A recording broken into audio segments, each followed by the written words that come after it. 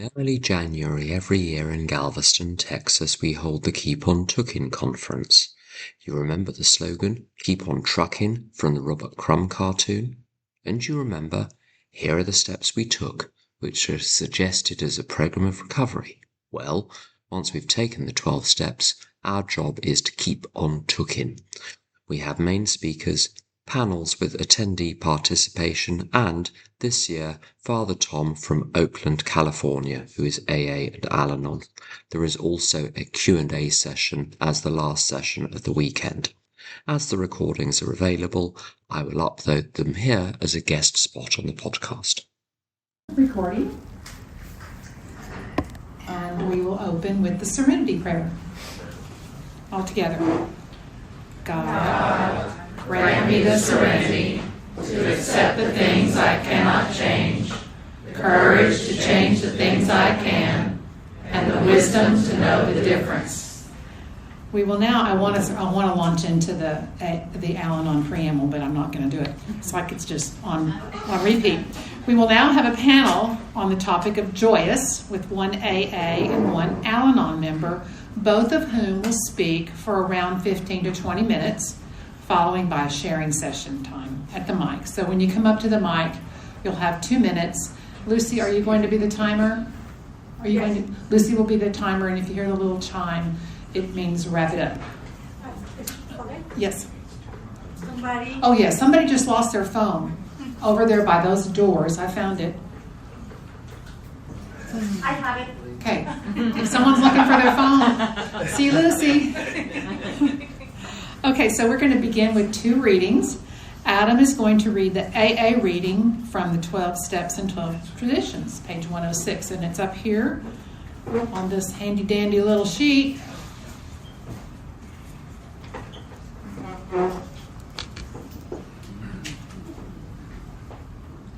My name's Adam. I'm an alcoholic.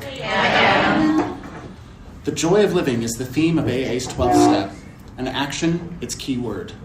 Here we turn outward toward our fellow alcoholics who are still in distress. Here we experience the kind of giving that asks no rewards.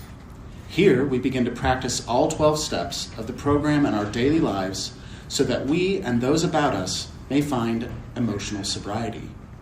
When the 12th step is seen in its full implication, it is really talking about the kind of love that has no price tag on it. Thank you. Okay, and next I'd like to ask Stacy to read the Al-Anon reading.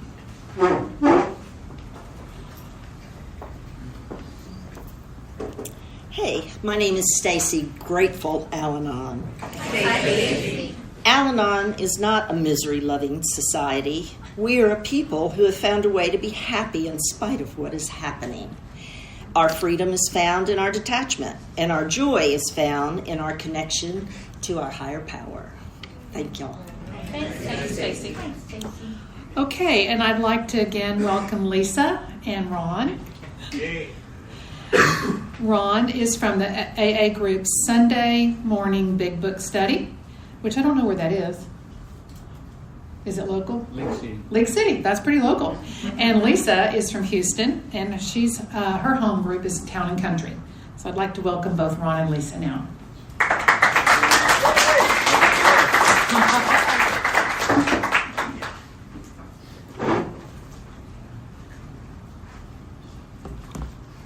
All right. Hi, I'm Lisa. I'm an Al-Anon. I'm going to try and do this microphone thing right. I will do my best.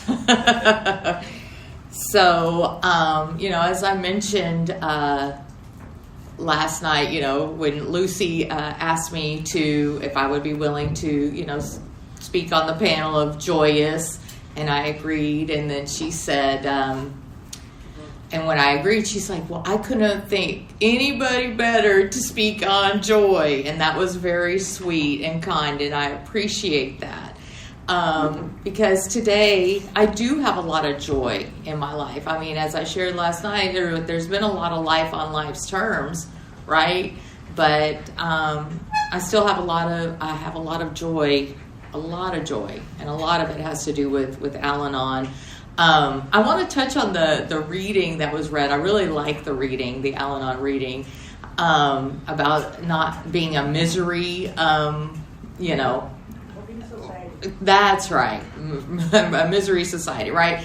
Because and I'm grateful for all of you for being here, because y'all, there's a lot of double winners, which I love, so you get the idea of what Al-Anon is really about. Because I've had many conversations with some AA members, and their thinking seems to be that, we're just talking about y'all.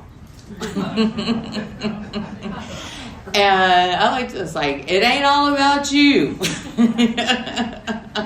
And I've jokingly said, I can be miserable all by myself. I don't need a meeting to be miserable around a bunch of people, So, we do cry in our meetings and with each other, but we do laugh a lot. There is a lot of joy that happens in Al-Anon. So I'm going to talk about a few things that bring me joy, and then I'm going to read some readings that really resonate with me about joy and about that inner peace and serenity that has brought me joy.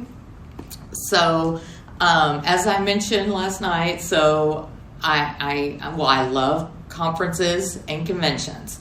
Like, they really fill my spirit, and I love checking out new ones. So being here, and being invited to share my story was a perfect opportunity for me to check out a new conference, because I had not heard about this one before. And I like to keep my eyes out and ears out for conferences and see what they're all about. And this has been a lovely conference, and I just can't wait, to hear everything else. And I appreciate Father Tom's share earlier today. So, going to conferences and conventions and retreats brings me tremendous amount of joy.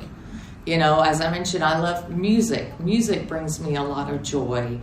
I don't have any children, but I have a lot of nieces and nephews, and I'm the fun aunt.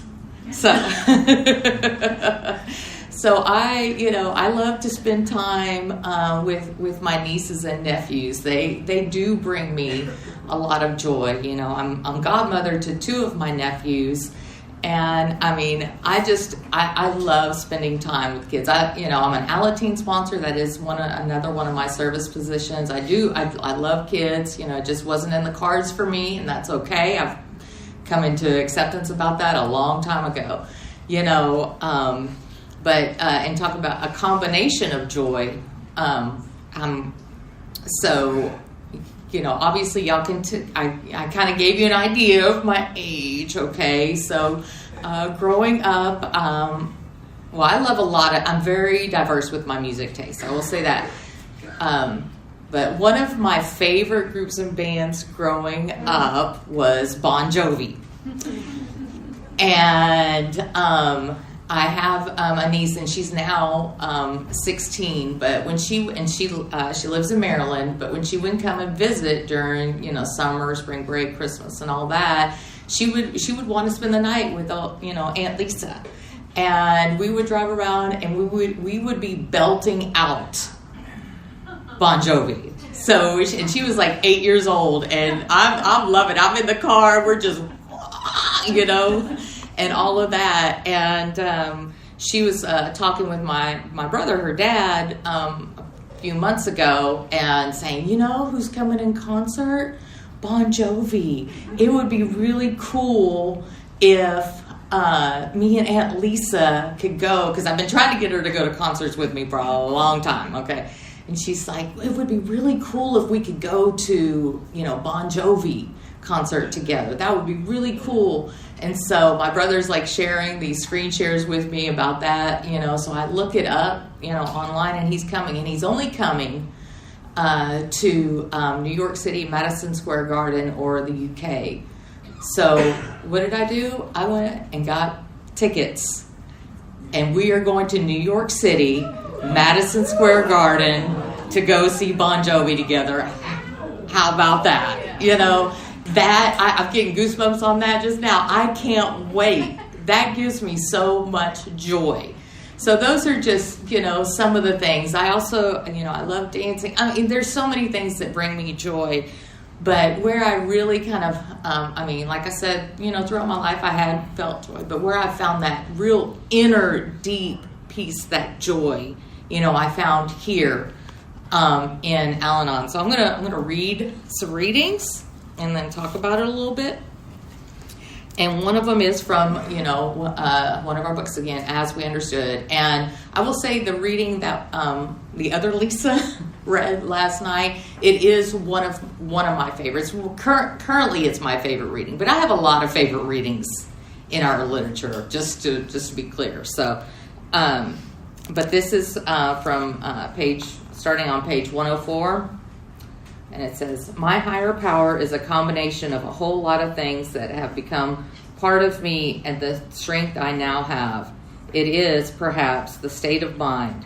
It is the awareness of my many incidents that have taken place over which I have no control, when other people or circumstances played a major role in my life without my awareness. My higher power was in those members who, when I first came to Al-Anon, assured me that I would get help and gave me the incentive to come out of my shell and be less afraid. They gave me courage, gave me the courage to try, and the fear gradually left because I did succeed in some things. Or, in the case of failure, there were those around me who would tell me that it was not the end of the world, this too would pass. And now my higher power is the confidence within me that makes me unafraid, even unafraid to make mistakes.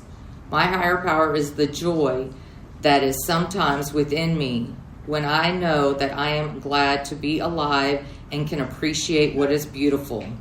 It is that sense of peace that comes to me when I take time to have a quiet time and relax and be at peace with the world. Or is it that intangible force that helps me say the right thing when someone in need cries out for help and I feel inadequate on my own to give that help? My higher power is the unexpected telephone call when I am feeling blue or feel full of self-pity, or the sun coming out to brighten the day, or the line in some piece of literature that springs up from the page, and it is just what I need to help me over a sticky patch. I am not religious, but that does not matter. This is spiritual, not a religious program. I still don't understand it is often God as I don't understand him. But I have a higher power, and my spirit that was dead is now alive, active, and unafraid. It works. And that gives me joy. That inner spirit, that inner calm that my higher power, who I choose to call God, has given me. That I have so much joy because of that. I mean, that inner peace and joy that I feel often, and as the reading said, I have bad days, but I know I can get through it. And I know this too shall pass, and I'm going to get on the other side and feel that joy once again. And then I'm going to read a couple more, and then I'm going to give it over to Ron. So this is from Hope for Today, February 6th. I have realized since coming into Al-Anon that to have a peaceful existence, I need to be in a relationship with the God of my understanding. For me, there's a big difference between simply acknowledging the presence of God in my life and truly finding a spiritual connection. Step 11 suggests that I seek this deeper connection through prayer and meditation. When I discipline myself to observe some type of prayer or meditation, my day goes more smoothly and feels richer, more meaningful. No longer half asleep to the wonders around me, I become aware that each moment fairly vibrates with the possibility of healing and wonderment. And wonderment gives me a lot of joy. I like to take step 11 even further by engaging in a daily running dialogue with my higher power, much as I would with my best friend. Sometimes this conversation is silent. Sometimes I talk out loud or write in my journal. In any case, I bring all of me, uncensored, to the relationship. Rather than being formal, my communication with him is spontaneous and authentic. I'm just as likely to curse God out. I don't curse God out, just by the way, out of anger, but I do ask questions, believing he understands my anguish just as an accepting parent would, as to praise him out of awe and gratitude. I can tell him that although I don't always like his will, I don't, I will defer to it. It just might take me a little while. I can cry my heart out to God, knowing my wordless sobbing somehow creates a prayer of its own. I can also celebrate him in joy and playful laughter as I rediscover parts of myself that I thought were gone forever. And that is truly my story. The thought for the day: when I invite God into my life through prayer, meditation, and conversation, I open myself to infinite possibilities. And the quote is, I have an unlimited source of strength and comfort at my disposal. Today, I will take the time to cultivate that spiritual connection. And I'm doing that today with all of you, and that brings me joy. And then I'll finish up with this one last reading. And it's from September 9th. Al-Anon suggests I keep it simple. I used to think keeping it simple meant doing whatever I needed to do to keep people from being angry with me. Not so. Keeping it simple means I don't have to do 10 things at once so that everyone is happy. The slogan indicates that I don't even have to think of 10 things at once. Keeping it simple also implies that I can make decisions with my own best interests in mind. I don't need to complicate my life with guesswork about others' actions or feelings. Keeping it simple helps me say great phrases like, I need some time to think about it, and I'll need to get back to you with my decision. I'm not sure, or I don't know the answer to that, are all responses that work well. Keeping it simple denotes I don't have to respond to the face of anger. I don't have to explain my motives to an irrational person. Keeping it simple suggests I don't have to take on someone else's guilt and frustration. It signifies that my integrity is protected and remains intact. Keeping it simple gives me time to enjoy the lovely, carefree things in life, like breathing deeply, smiling broadly, and laughing out loud. When I practice keep it simple, my decisions and responsibilities become clear so I can deal with them quickly and get on with enjoying my life. And the thought for today, what happens when I practice keeping it simple?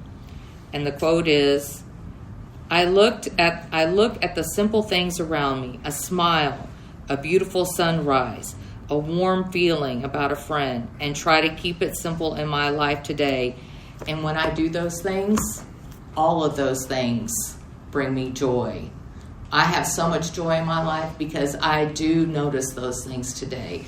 Before Al-Anon, I had this tunnel vision. I was not able to see or appreciate the little things about keeping it simple. And me knowing that I have a higher power watching over me, and all of my loved ones have a higher power watching over them, and it ain't me, brings me joy. I have so much joy in my life, and I'm so grateful that this program has made me aware of all that joy and all that love and all that peace from the inside. So anyway, that's what I got. Thanks. Thank you.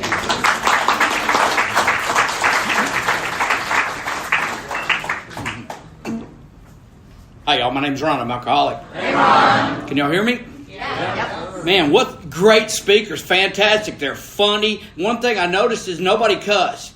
And they're funny and they're smart and all that. You're not going to get that now. I promise you that. Yeah. The best speakers are always from far away. Far away. I live 30 miles that way, y'all. So you're going to get what you paid for. I'm sorry. Joe's cheap. Anyway, me and Joe were out with the gang the other day. We were out eating, and I don't remember what the question was about sponsoring somebody, and we asked each other, "Are you having fun?" Are y'all having fun? That's almost inventory, if you will. That's me looking at where am I at and what's going on. And is my heart still broken? Because mine ain't broken no more, y'all. It's just not broken. I love Galveston. I only been to jail here once, and it was I had tar all over me back then. They had tar on the beach, and these cops had chased me, and I hid under this Good Times van, and I had on Birdwell surfing bridges, if you will, bathing suit, and that's all I had on. And I was mad, and nobody messed with me in jail that day. It's the only day in jail nobody messed with me because I was pissed.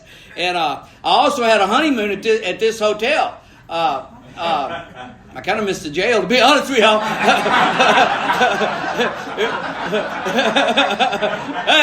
That's absolutely hilarious. Man, I'll tell you what, we better learn to laugh at ourselves. We really had.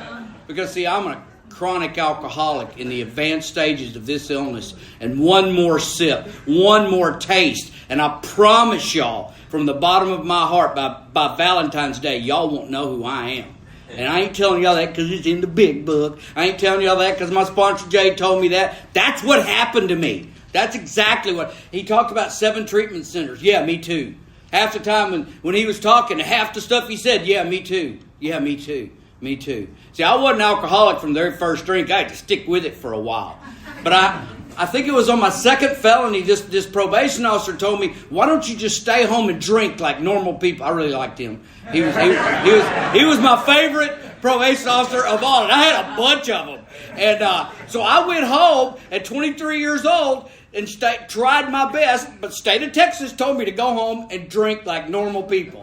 I couldn't pull that off no matter what I wanted to do. Because when I drink, I like to go out. I like to go dancing and get in a fight and chase girls and catch girls and just all the stuff that's involved with alcohol. I loved it. And I think that's when I became alcoholic. Because the next day I became a daily drinker. And I was 23 years old. And I'm 67 now. My sobriety date is June 29th, 1999. And that may impress some of y'all and some of y'all may not. But I am absolutely amazed on a daily basis that God has been able to keep me sober all this time. And all I've done is follow some directions. So I was a couple of years sober and I was on this sobriety date and everything had gotten flat. And I knew what that looked like. As many times as I'd been in and out, and I'd had some sobriety over some time, I knew what that looked like. And I said a prayer. How many of y'all just say a prayer and you're not really sure it's going to get answered? You know what I mean? It's like I'll say a prayer and I'll think, okay. I threw it up there. And it wasn't a week later I ran into my current sponsor, and man, he had some directions for me. My God. I didn't know it was going to be that much work. But what happened is what had happened I had seen happen to other people. I finally followed those directions, and before I got halfway done with my amends, I had a spiritual awakening. And somewhere during that time, we were losing our family business. It was 106 years old. My great-granddaddy started that company with a mule, and we lost everything we had. I lost my house, my wife, my dog. I had a lake. I lost my boat. I lost my truck. I missed my truck. And I lost all of that. And I'm going through all this stuff. And I would call Jay, what do I do? What do I do? What do I do? He goes, you ain't praying that, are you? I said, yeah, because I don't know what to do. He goes, don't pray that. If you want to know what to do in Alcoholics Anonymous, just do the steps. We got a lot of stuff to do. There's plenty to do. Here's what you need to be praying, though.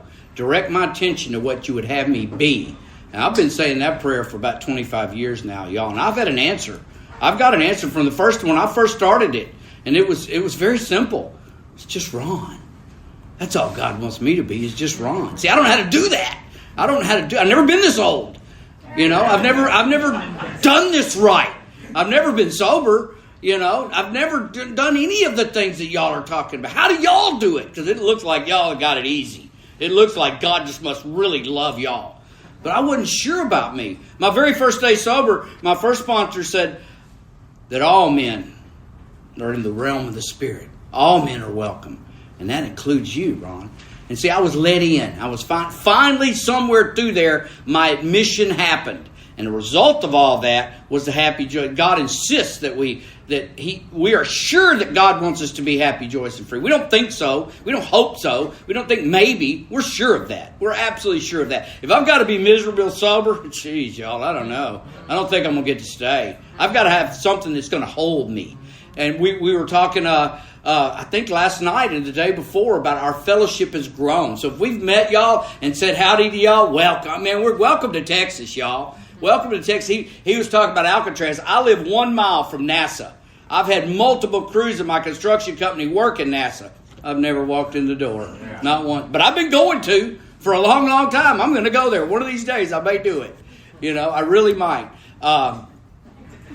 2 years ago, about a year and a half ago, I was on a job. I was helping a guy do some carpentry work, and I had a heart attack.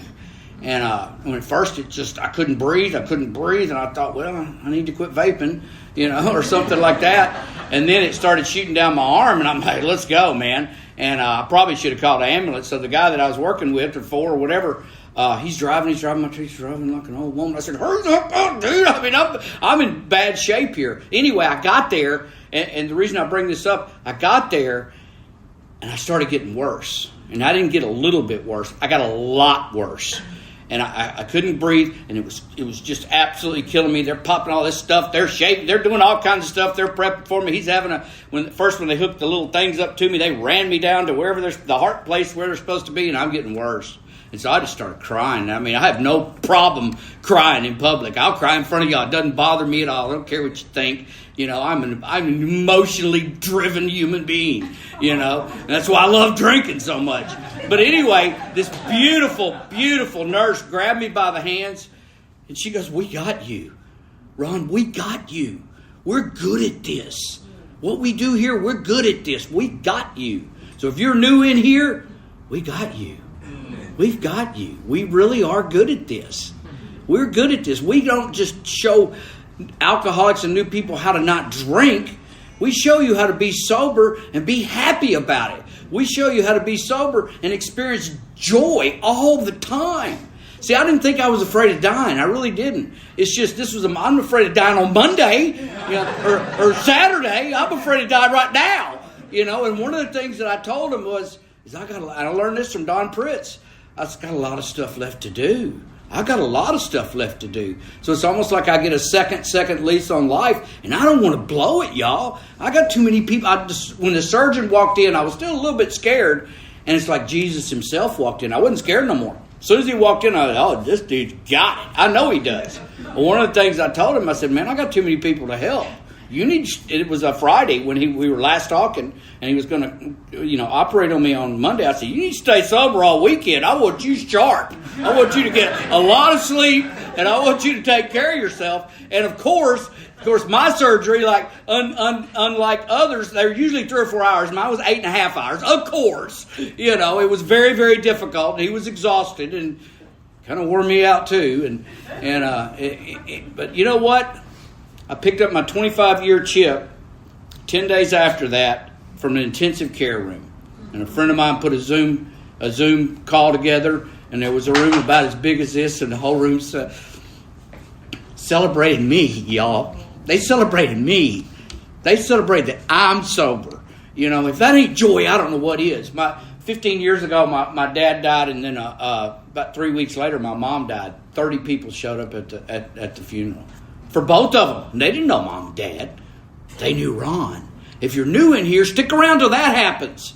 That also means I'm going to have to go to about 30 funerals. There's a price that needs to be paid here. I need to pay that back.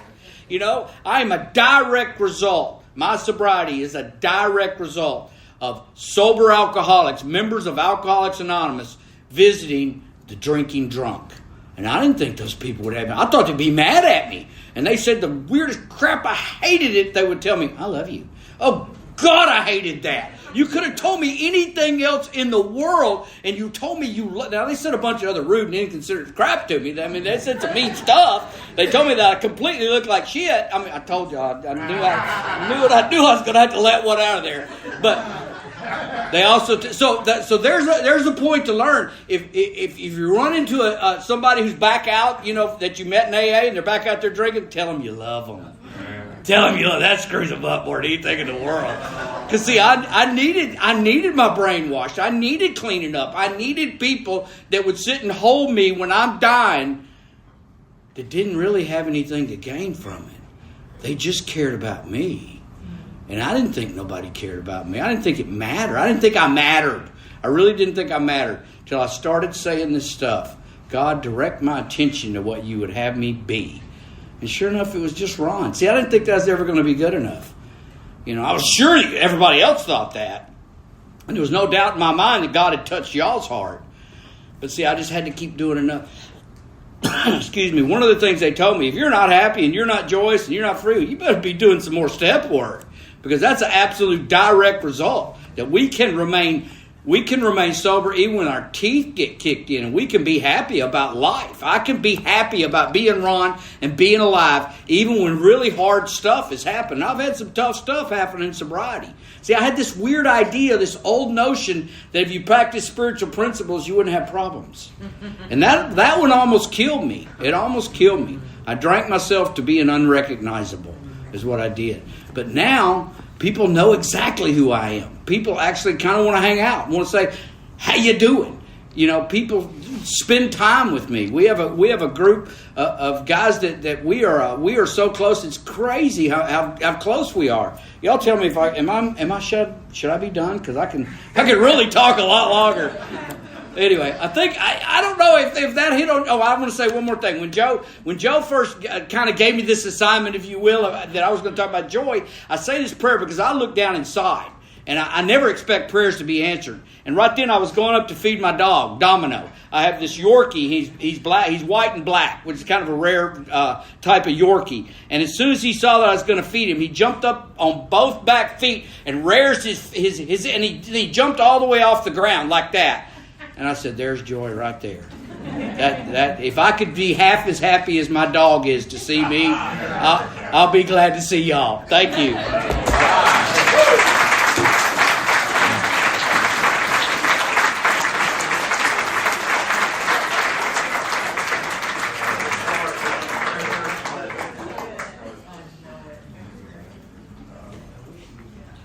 Thank you both.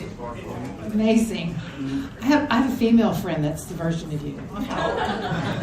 I'm not saying I'm sure you're married. I'm just like, whoa, there she is. The mic is now open. I'm going to step away. Obviously, those comments are a little off the cuff. You have 2 minutes, and Lucy's our timekeeper, and we will close right before 11:45. Thanks, Paula. Thank you.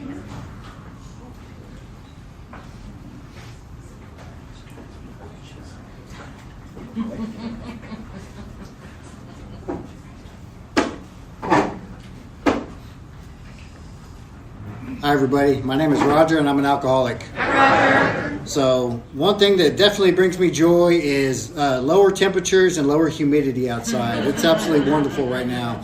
But I want to say another thing that absolutely brings me joy is just staying immersed in the solution. I just celebrated my 4 years this past Tuesday, and I can tell you, thank you.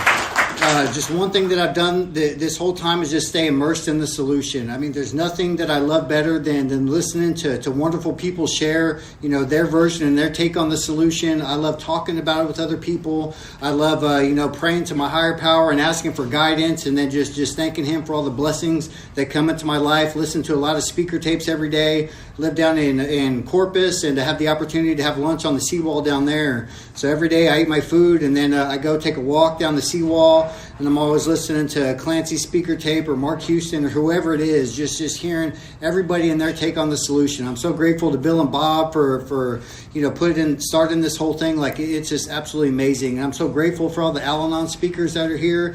This is my first time to ever be around anybody from Al-Anon, and it's just so amazing and wonderful. So it's something I think I'm going to look into whenever I get back down into Corpus. So thank y'all for being here, and thank y'all for letting me share.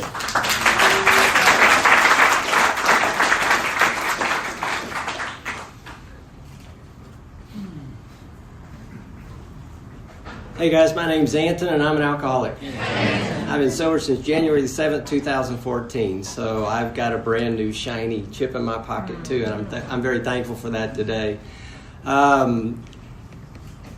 Joy. Man, I felt joy just sitting in that chair. I got a little push that said, come up here and share a few words. Last night we were talking about happiness and how it's an inside job, and that's been my experience.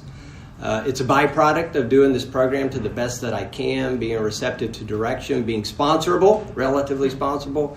That's where my happiness comes from. My joy, I was actually thinking about this morning, seems to be more of an outside job. It's God intervening in my life. It's spiritual in nature. It's when I get a nudge or sometimes a shove from behind, like I got in that chair back there, to come up here and come up to the podium and share with you. It's when I get that spiritual intuition to go up to another member of Alcoholics Anonymous, whether it's a newcomer, whether it's somebody that's got 20 years sobriety that's having a really bad time, whether it's one of my students. I teach college students, supposedly young adults. I'm not sure about that. That's just having a rough time. So it's not just members of Alcoholics Anonymous. It's just it can be a family member. And what I find is that when I allow myself to be receptive to that, and my inherent nature is to be resistant to it. And I hate that about myself. But whenever I and it makes no sense, because every morning I turn my will and my life over to the care of God. Why would I be resistant to it? But when I allow the Spirit to work through me, God to work through me, go up to another person, and I start talking, and I can best characterize it as an out-of-body experience. There's been so many times when I'm talking to another person, another brother or another sister, one of God's kids, and I start saying these words, and I start sharing these deep feelings or deep experiences, and I have this outer body experience, and I look at this bald man wearing glasses, this old bald man, and I go, who is that? Because I'm not that smart, I'm not that kind, I'm not that sympathetic or empathetic.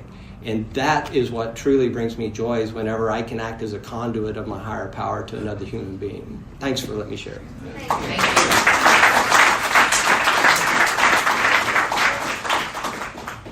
Tim, alcoholic and Al-Anon.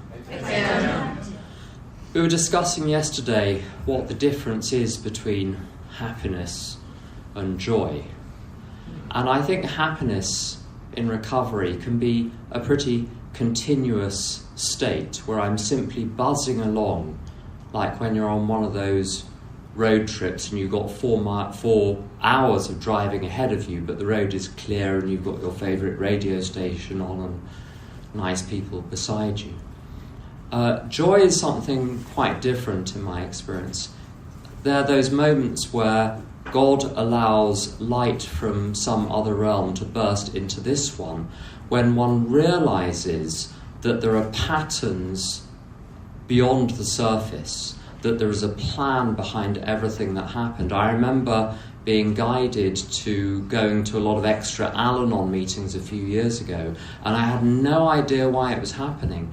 When a very close friend of mine relapsed a few months later, and I was prepared for it. Now, I wasn't cheerful about the fact that this was happening, but the understanding that there is a pair of hands holding the whole universe, and a lot more is being organized behind the scenes than can possibly be discerned.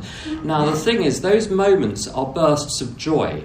They're quite different than the steady state of happiness which one attains through the consistent and diligent working of the program. Now, those moments of joy, the thing that I've had to learn is that they mustn't be held onto, and I mustn't seek them. If I seek them, I can't have them.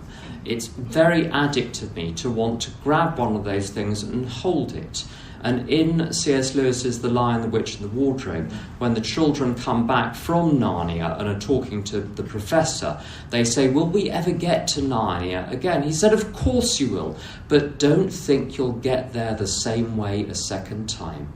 And there is a lot of lesson in that. I must hold on to nothing and no one. That's all I got. Thank you. Thank you.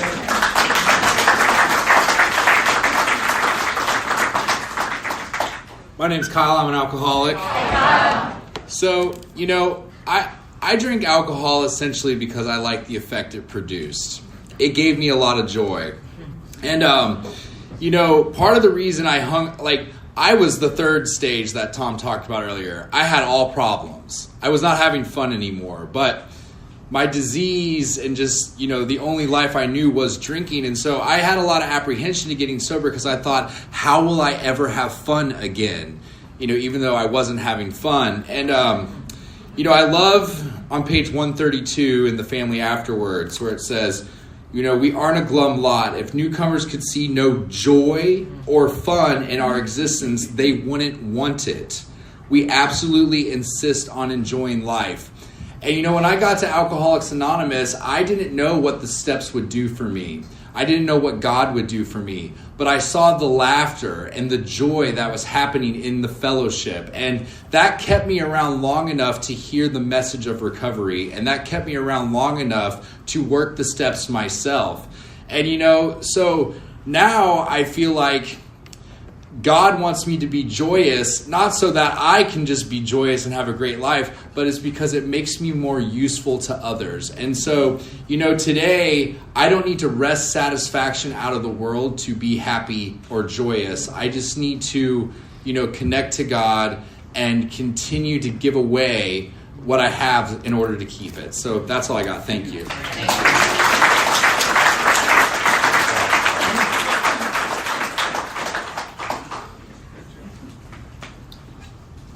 I'm Joe. I'm a grateful alcoholic. Hey, Joe. The theme of the 12th step is joyousness. And joy is the theme. And we perfect and enlarge our spiritual life through constant work and sacrifice for others. Thank you, Joni. For others. And so that joy is service and perfecting. That means being inconvenienced a lot. When I was a kid, what would bring me joy, don't feel sorry for me, but I was a very poor kid, and we didn't get anything for Christmas. But I always wanted a red wagon. Daddy worked extra hours and worked at the swing shift at General Motors and worked 3 jobs delivering pizzas, the swing shift, and then the warehouse. And that morning, Christmas morning, I got that red wagon. And I took that out, and I was full of joy. And then the last 2 years, all the neighborhood kids got a red wagon. This year, I was showing them my red wagon. They all got banana seats, sissy bars, bicycles. And I was no longer happy or joyous. You see, and then that was a theme that went through my whole life. If I had her, that would make me happy and joyous. And then all of a sudden, her became the problem, and it was always me. But you get the point. Lucy and I went shopping for a luxury convertible, and then I said, well, I don't like the color. The seats are a little worn. Let's go in here and look at this. Nothing in this world's going to make me happy. Here's what I've found is the highest expression that I've been taught is the highest expression of the soul is joyousness. That's something in and beyond. That's in us. That's who we are once we carve out and carve away everything else. Happiness is a result of page 60 to 62. Everybody doing what I want, and I'm running the show and getting my way. What usually happens, it never turns out right or anything. Here's what happens. Joyousness is a result, happiness is a result of external situations that never change. Joyousness, nobody can take away from you. Joyousness is a result of an internal condition, completely independent of external situations. And something that really caught my eye about this, I used to talk about when I was sober, I'm a very low bottom drunk. And I would talk about that, and I said, we were miserable. We didn't know if we were going to make it, and people were dying and everything. And Lucy says, you're the happiest I've ever seen you when you're talking about that. We were in the middle of joyousness. No matter what your present circumstances, it is always there if we awaken to it. Thank you.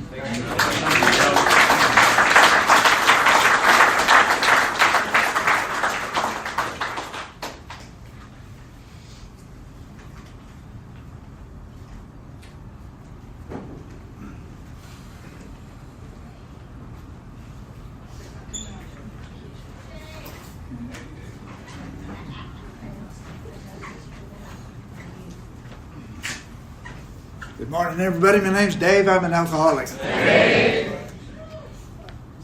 In step 12, there's an implied promise that if I will take these 12 steps, it'll bring about something we call a spiritual awakening. And in my experience, when I'm fond of thinking of a spiritual awakening. is found on page 27 of our big book, where old ideas and old attitudes are cast to one side and replaced with a new set of conceptions that begin to guide and direct my thinking. Old ideas. I'll share briefly a couple old ideas about in my drinking days. Life was something to be endured.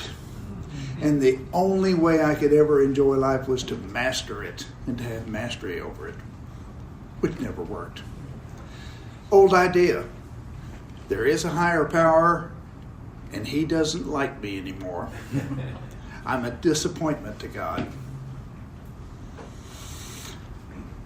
And as the result of taking these steps, these old ideas were pushed out to one side and replaced with a new set of ideas, such as, interesting theory, I'm told that God loves me beyond my comprehension, but it's not until the moment that idea, that theory in my mind makes the leap from my mind to my gut, and I experience that at a cellular level, I experience joy.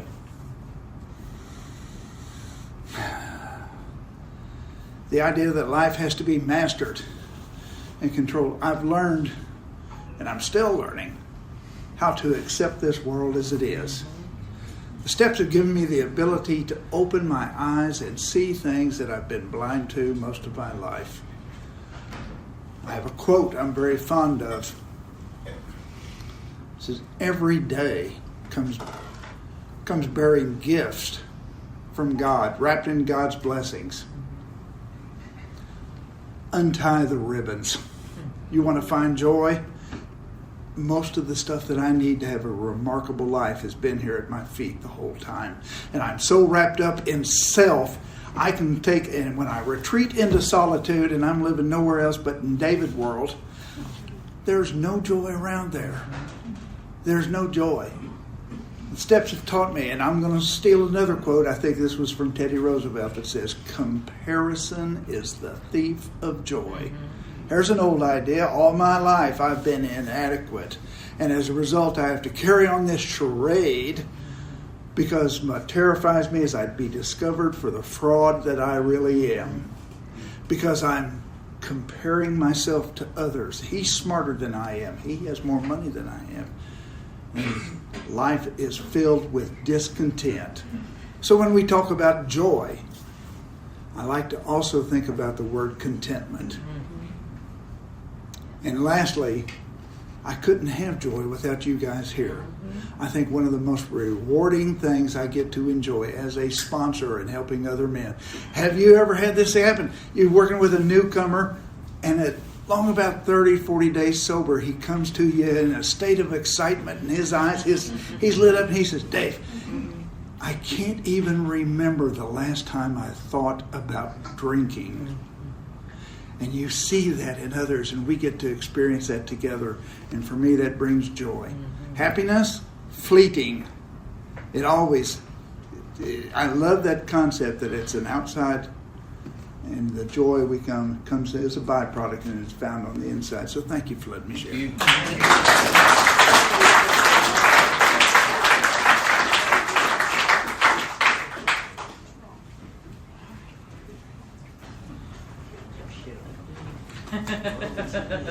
Hey y'all, my name's Rosemary. I'm alcoholic. I'm really grateful to be here. My sobriety date is February 22nd, 2014. And I was the girl, I was not going to do this, y'all. I wanted nothing to do with Alcoholics Anonymous. But I got here and I had everything I ever wanted in life. But it wasn't enough to keep me sober, right? And I had burnt it down. And I got here and there were people like this guy, so freaking excited about being sober. Like, it confounded me. I'm like, what are they doing here? Right? And I didn't get it. But they said, just do what we do. So I did what you did. Not fully believing it was going to work for me. I really didn't think so. But God doesn't need my approval to work, right? And so I did the things you guys told me to do. And it happened, right? So joy for me today, we're a society of storytellers, right? I'm a teacher. I love telling stories. I love listening to stories. And you know, when I go and tell my story, sometimes I feel a little inadequate because I don't have the big disastrous story, right, of all the things, horrible things, right? It was bad enough for me, right? But I don't have all the things. I was that housewife who drank at home, right? Well, guess what? There's more housewives who drank at home in the rooms of Alcoholics Anonymous. So what I get to do today is I get to show up and tell my story. It may not be for you, and it may not be for you, but I don't know who it's going to be for. And if I can stay rooted in my mission, right, to help the next alcoholic, then I can stay in a state of joy no matter what my present circumstances are. Because the last year has not been the best year. I will just leave it at that. There's been a whole lot going on, right? But I didn't have to drink over it. I didn't have to burn my life to the ground. And I didn't have to cause harm to the people who loved me. Not saying I didn't, but I didn't have to. But that's okay too, right? So because the program of Alcoholics Anonymous provides me the structure that I need to stay in a state of joy, right? I didn't know how to do that before I got here, right? But people like y'all, and even this guy, right, showed me that I could live a life happy, joyous, and free, even when things aren't the way I want them. That's all I've got. Thanks. Thank you.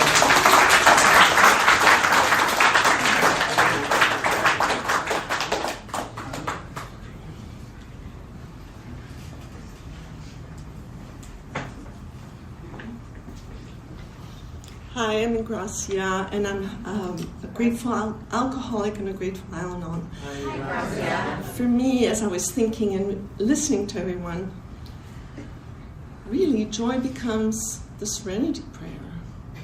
As I face something that I cannot change. As an Al-Anon, that's hard. But as an alcoholic, the courage to change it is hard. But then the wisdom comes. And I swear, I don't know where the wisdom comes from, but it will just download. And then I look back and I think, oh, whoa, okay. So I can do it again.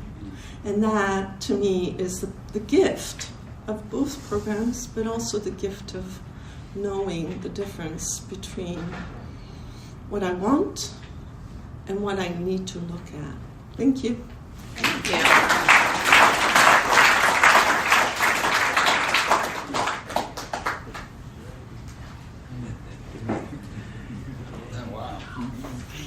I'm Jay, and I'm an alcoholic. Jay. I've been sober since September 5th of 1989. You know, I love the Al-Anon family groups, you know, and the thing I love about Al-Anons is we're both in love with the same person, and that's me. You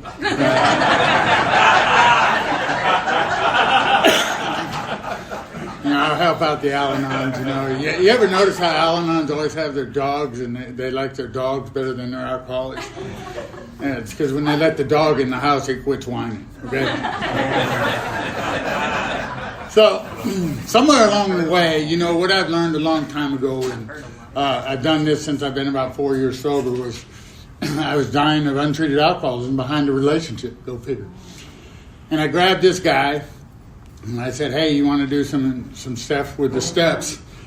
And the next thing you know, 5 or 6 guys are showing up at my house that rolled into like 12 people.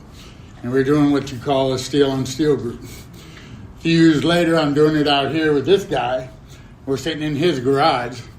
And I remember when these guys wanted to pray and meditate and hold hands and do all this stuff. And I'm like, I ain't down for that. You know, guess what? I got outvoted. You know, so me and him are teaching people how to pray and meditate in his garage. You know, some big old burly guys. You know, but what I'm going to say is, what has brought me joy is watching people, because somehow or another I've ended up with guys like this and chronic relapsers for the last 30-some years. And I watch them restore their life after a very heroic event. a very bad event that happened. And I've worked with chronic relapses for the last probably 35 years.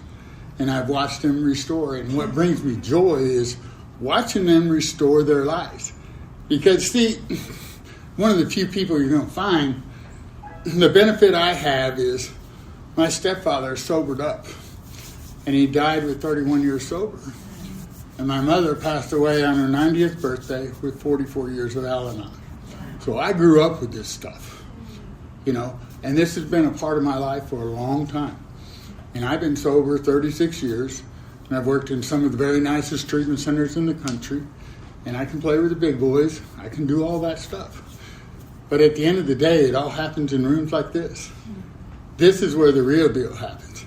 And this is what will bring you joy, is watching people restore their lives and restore families.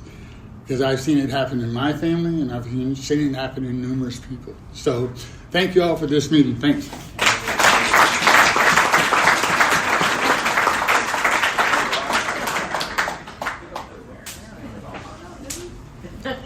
Hi, my name is Danielle, and I'm a grateful Al-Anon, and I don't know what it is about my higher power by making my heart beat out of my chest and want to pee my pants to get up here, but it makes it uncomfortable enough that I do it. So,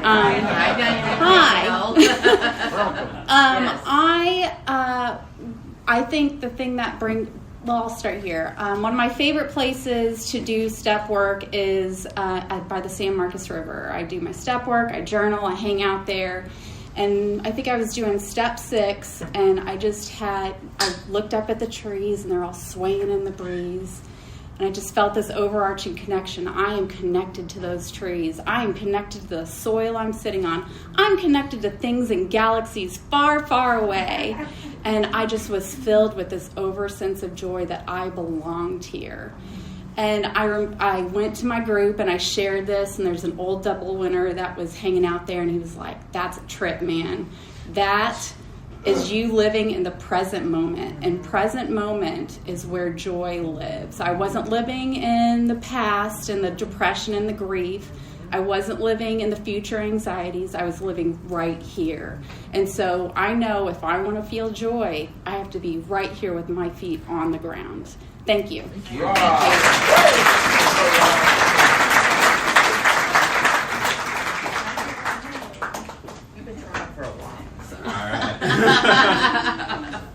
My name is Robert. I'm a grateful alcoholic. Hey, Robert. I was sitting here thinking about joy, and I saw Bon Jovi in concert in 1986. Pretty joyful at that point in time, due to some other substances. I've been to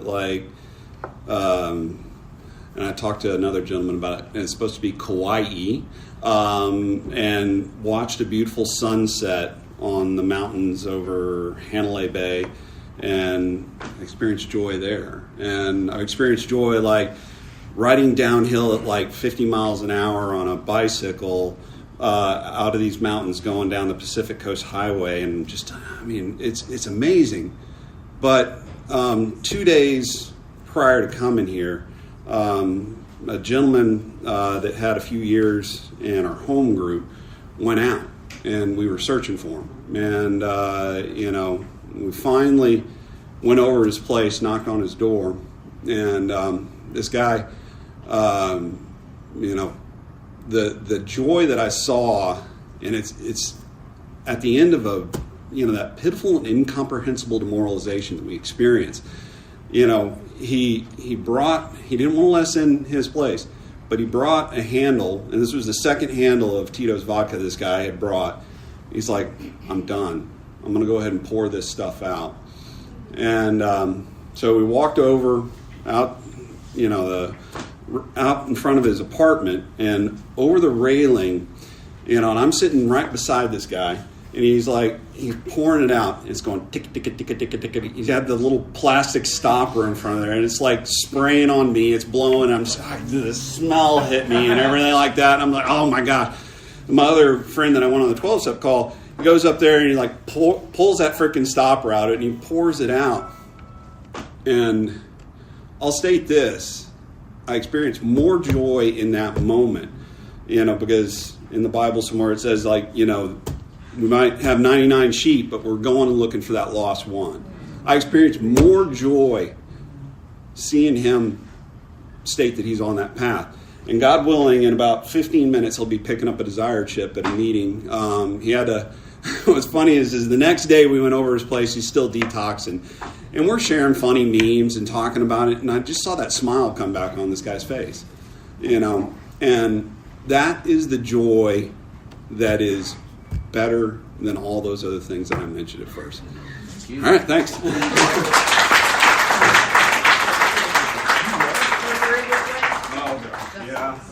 In Houston. Thank you, everybody. Okay, before we take a break, and we will begin promptly at 1:30, I'd like to thank everybody that shared from the floor and from our panel here. I would like to remind you that there's a wonderful silent auction in the back, and there's also a 7th tradition basket there, and the Q&A for Sunday morning has little slips of paper here, so you can put that in that little basket. And I'm sorry if there wasn't any coffee, but apparently there's a lot of mimosas and Bloody Marys. So we will close with the Lord's Prayer in our location. All together. Our Father, who art in heaven, hallowed be thy name. Thy kingdom come, thy will be done, on earth as it is in heaven. Give us this day our daily bread, and forgive us our trespasses, as we forgive those who trespass against us. And lead us not into temptation, but deliver us from evil. For thine is the kingdom, the power, and the glory, forever and ever. Amen. And the recordings can stop.